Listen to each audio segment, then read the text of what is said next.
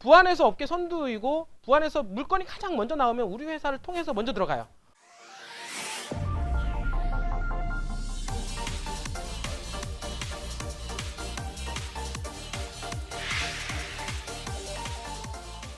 창북리라고 하는 지역은 지역 자체로 우리가 땅을 구입하는 거는 쉽지가 않아요. 정말 어려운 지역입니다. 여러분들이 가서 창북리 땅 사고 싶어도 사고 싶다고 마음만 한다고 해서 사는 게 아니에요. 이분들은. 왜냐하면 다 창북리는 땅값이 극대화할 것으로 예상이 되는 지역이기 때문에 이 주변에 미치는 파급 효과가 대단할 것이다라는 건 누구나 다 알고 있단 말이에요. 지금 현재. 그러니까 창북리 땅은 구하기가 쉽지 않은 거고 저희 같은 경우는 미리 저희가 계속해서 작업을 하고 이 업계 선두입니다. 그쵸? 부안해서 업계 선두이고 부안해서 물건이 가장 먼저 나오면 우리 회사를 통해서 먼저 들어가요. 우리 회사가 먼저 봅니다. 이분들이 필터링이 된다는 거예요. 이분들이. 그러니까 좋은 물건, 가격 싸고 위치 좋고 보기 좋은 땅을 우리가 선별할 수가 있는 기회가 있기 때문에 우리 회사를 통해서 투자하시는 분들은 창북리 중에서 가장 최고 좋은 위치를 투자하게 되는 것이다 라고 말씀을 드릴 수가 있겠죠? 자, 지금 보니까 다 봅시다. 이 창북리는 간단하게 지나갈게요. 누굽니까? 문재인 대통령의 사랑하는 국책사업으로 진행이 되는 곳이죠. 그죠? 동부와 물류 중심의 경제도시이고 새만금의 어떻습니까? 경제수도 새만금이 되는 것입니다. 이분들이. 그래서 새만금은 분명히 다시 한번 얘기를 하지만은 새만금은 어차피 가기로 했어요. 이번에 그 황교안 현재 자유한국당 있잖아요. 그 이제 전라북도에 내려갔잖아요. 전라북도에 내려가서 요즘에 계속 국회에 지금 들어가지 않잖아요. 들어가지 않는데 여당에서 진행하고 있는 새만금 중에서 국제공항 있죠? 그리고 잼버리 대회 있죠? 뿐만 아니라 새만금 개발에 대해서는 협력하겠다 이거예요. 적극적으로 협력하겠다. 왜냐하면 그것도 자유한국당에서 어떻습니까? 그거 새만금에 대한 부분들도 개발에 대한 의지가 상당히 크기 때문에 당연히 여당에서 하고 있는 것을 적극적으로 협력하겠다. 그 얘기는 뭐냐면 이 새만금은 여야 막론하고 누구나 갈 수밖에 없는 곳이다라고 하는 것을 서로 인지하고 있다라고 하는 것이에요. 그러니까 정권이 바뀌어도 큰 흔들림은 없다. 제가 보기에는 그렇습니다. 맞죠? 이제 그런 상태에서 추구하고자 하는 게 대한민국의 경제 중심 도시 4차 산업혁명의 전진 도시로 개발을 하는 게 아니겠냐 이거예요. 그렇죠? 새만금은 관광 레저 용지, 국제협력 용지, 농생명 용지 어떻습니까? 배후, 산업 이런 식으로 해서 개발이 되고 있죠. 그 새만금 주변에 이렇게 파킹이 되고 개발이 됩니다.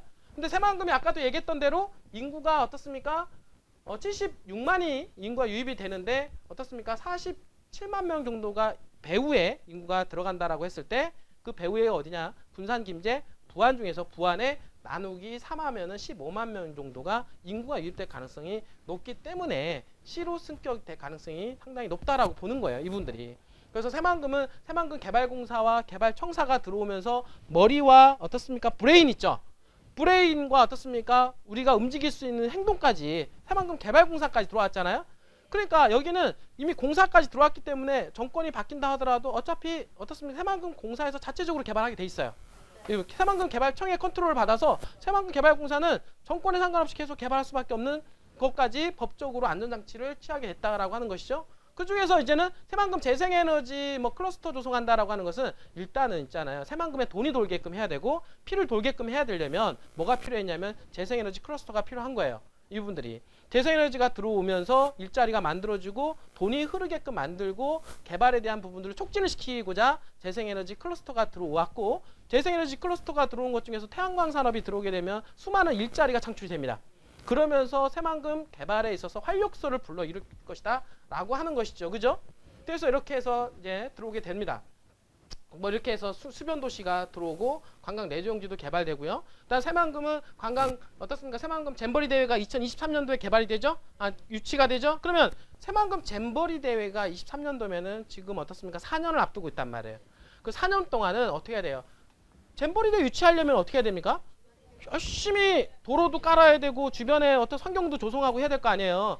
그래서 땅값 올라가는 거 아니에요. 그러니까 새만금 잼버리 대회는 새만금 개발에 있어서 마중물 역할이 된다라고 하는 것이죠. 여러분들이. 맞죠? 그러니까 어떻습니까? 잼버리 대회에 걸리는 4년 동안은 새만금이 열심히 개발할 거예요. 어쨌든 열심히 개발하면은 그 주변에 미치는 영향력도 더 커지겠죠? 그러면은 땅값도 올라갈 거 아닙니까? 그러니까 지금 투자하시는 분들은 가장 빨리 급하게 개발되는 중에 투자를 하게 되는 겁니다. 그러니까 3년에서 5년 동안 단기일에 투자 성과를 볼 수가 있고 땅값이 올라가는 성과를 여러분들이 눈으로 볼 수가 있는 곳이 되겠다라고 말씀드리겠죠. 그러면서 새만금은 도로, 철도, 국제공항, 신항만까지 들어가면서 모든 SOC의 집중력이 되는 곳이죠. 맞죠? 거기다 더욱이 지금 최근 들어서 국제공항이 들어가기로 했잖아요. 국제공항이 들어가게 되면 인천공항 개발돼서 주변에 파급력이 대단하죠. 그 국제공항이 하나 들어가면요, 새만금의 어떤 개발에 있어서 엄청난 탄력을 불러일으킬 것이다. 이거는 분명히 제가 말씀을 드릴 수가 있겠어요. 근데 이런 부분들이 지금 앞으로 다 하고 있는 것도 있지만은 해야 될 것들이 많은 거예요. 이런 것들이 도로가 새로 뚫리고 철도, 공항, 신항만들이 점점점 커지면서 그 주변에 미치는 파급 효과는 대단하고, 항만 하나만 들어도 닦아 올라가는데, 항만, 국제공항, 도로, 철도가 다 연계해서 들어가는 대한민국 유일한 지역이라는 것이죠. 맞죠? 그러니까 이러한 곳에 새만금은 뿜 하고 터진다. 폭발하듯이 가격이 올라갈 것이다 라고 하는 것이에요. 맞죠? 거기다가 4차 산업혁명의 전진기지인데다가 전기자동차, 상용차 들어오게 되죠. 자율주행차 전진기지 아니겠습니까? 거기다 스마트 농생명밸리 조성을 할 뿐만 아니라 이런 관광 내조용지까지도 개발하게 됩니다. 맞죠? 그 중에서 도시지역에 있는 땅을 우리가 하는 이유는 어떻습니까? 땅이 많지 않잖아요. 그쵸? 시소하단 말이에요. 시소한 땅이고 개발이 가능한 땅이 도시지역이잖아요. 그 중에서 주거지역은 대한민국의 2.5%밖에 없죠. 그러니까 더욱더 시소한 거 아니에요? 그쵸? 근데 부안은 거기다가 주거지역이 또 얼마 있어요? 1.47%밖에 없어요.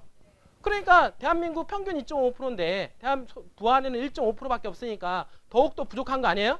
그러니까 땅이 적은 땅, 개발이 가능한 땅이 적은 땅에서 개발이 이루어지면은 땅값은 더욱더 올라가죠. 이 부분들이. 그러니까 이 부안구는 거기다가 개발이 할 땅이 적은 데에 비해서 인구는 더욱더 많이 늘어날 것으로 예상이 되기 때문에 땅값이 폭등할 수 있는 여지가 있다라고 말씀을 드리는 거예요. 맞죠? 이런 상태에서 도로망, 철도망들이 연결이 계속해서 이루어지고 있는 상황이고, 자, 지금 이제 보니까 창북리 같은 경우는 거래량이 점점점 늘어나요. 맞죠, 그죠? 그다음에 용도지역별로 토지 평균 가격을 이제 변화를 조성을 해보면은 창북리 개화면 요 일대는 점점점 늘어난다. 폭등을 한다. 여기 보면은 여기서 여기까지 늘어나는데 점점점 늘어나고 개화면 전체도 거래량이 늘어나는 모습을 볼 수가 있겠죠. 이제 이 상태에서 우리 회사에서 창북리에서 차지하고 있는 점유율 또한 상당히 높아요. 이 부분들이. 그러니까 물건을 우리 회사가 사실 집중적으로 우리가 공략을 하고 있는 지역이기도 합니다. 이 부분들. 왜냐하면 제가 보기에는요, 창북리가 대단하게 올라갈 것으로 예상이 돼요. 이 부분들이 여러분들이. 왜냐하면 방금 전에 얘기했던 대로 새만금으로 진입할 수 있는 부분 여건과 또 신도시가 들어왔을 때 배후 지역으로 개발될 가능성이 상당히 높은 지역이기 때문에 제가 보기에는 강남처럼 개발될 수 있는 부안의 강남이다라고 할 수 있을 정도로 어마어마하게 개발될 가능성이 있다라고 말씀을 드리는 거예요. 그래서 오늘 제가 오픈한 지역은 일종 일반 주거지역이죠. 일종 일반 주거지역은 어떻습니까? 4층 이하의 상가주택을 지을 수 있는 땅입니다. 맞죠? 건폐율, 용적률 적용을 해서 4층까지 지을 수 있는 땅이다라고 하는 것이죠. 이분들이. 그래서 제가 자 여기 한번 봅시다. 제가 아까 얘기했던 대로 신도시가 들어갈 가능성이 있는 지역. 제가 여기 말씀을 드렸잖아요. 그렇게 들어가면은 그 주변 일대가 어떻습니까? 요 주변 일대가 황금벨트라고 얘기를 했잖아요. 이분들이. 맞죠? 그러면은 지금 보니까 여기 보니까 창북리는 이렇게 하고 십자가로 만나는 지역이잖아요. 그죠? 그다음 삼축 도로. 지금 유일하게 새만금에서 남북 삼축도로만 얘기 아직 안 됐단 말이에요. 근데 남북 삼축도로가 올 하반기 정도부터 얘기 나오지 않을까. 그러면 이 남북 삼축도로가 들어오게 되면 이 위쪽으로는 김제와 위쪽으로는 군산과 연결이 되죠. 군산에서도 새만금 배후 도시를 이 남북 삼축 따라서 만들어요. 그리고 김제 또한 마찬가지로. 그러면 군산도 마찬가지로 이 남북 삼축의 영향권에 들어가 있는 지역으로 배후 도시를 만들려고 하는 거야. 그러니까 즉 이 남북 삼축도로가 들어오게 되면 가장 인구 유입이 효과가 가장 많이 있는 도로다.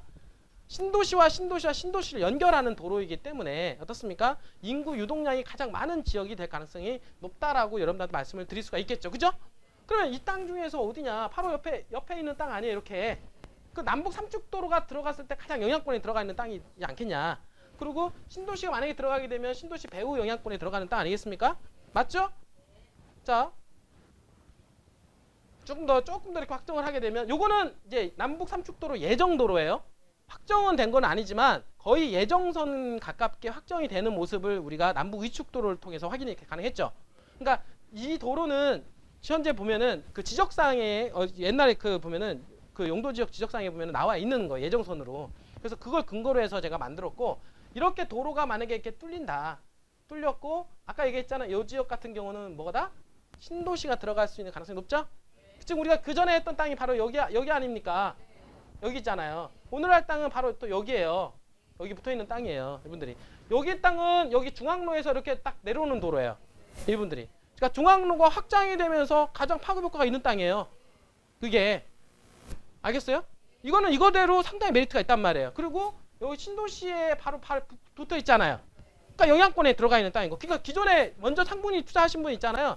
그런 거 여러분들 투자 잘하신 거예요. 이분들이 또 누구는 새로운 거 나왔으니까 새로운 거 해야 되는 거 아닌가? 그게 아니라 그놈은 그거, 요거는 요거에 대한 장점을 제가 말씀을 드리는 거예요. 그러면 오늘 땅은 어떤 장점을 가지고 있을까? 오늘 땅은 자 조금 더 볼게요. 확장을 해서 자 이걸 보니까 여러분들 그 전에 하신 땅 같은 경우는 어떻습니까? 여기 어디 있죠? 그 지금 같은 경우 오늘 같은 경우는 어떻습니까? 여기에요. 여기 땅이에요. 그럼 여기 땅 같은 경우 보니까 여기는 이제 기존의 도시가 형성이 되어 있는 데고 보니까 요 박스 블럭 있죠?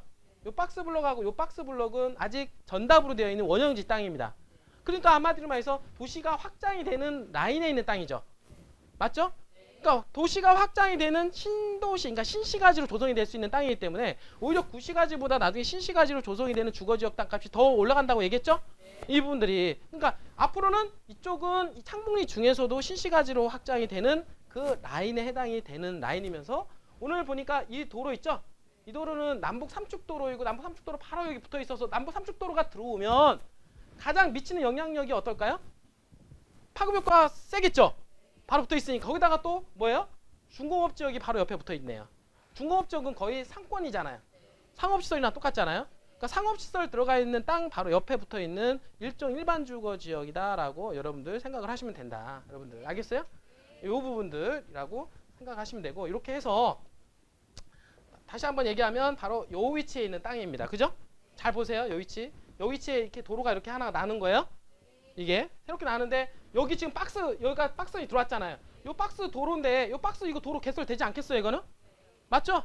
그다음에 요 박스도 당연히 도로 개설되는 거예요, 이거는. 이분들이. 그러니까 요 박스에서 바로 옆에 붙어 있는 게 중공업 지역이다. 라고 하는 것이고 그렇기 때문에 이 남북 삼축도로가 만약에 들어온다라고 하면 영향권에 상당히 들어가는 땅이다. 이렇게 여러분들 이해를 하시면 되겠죠?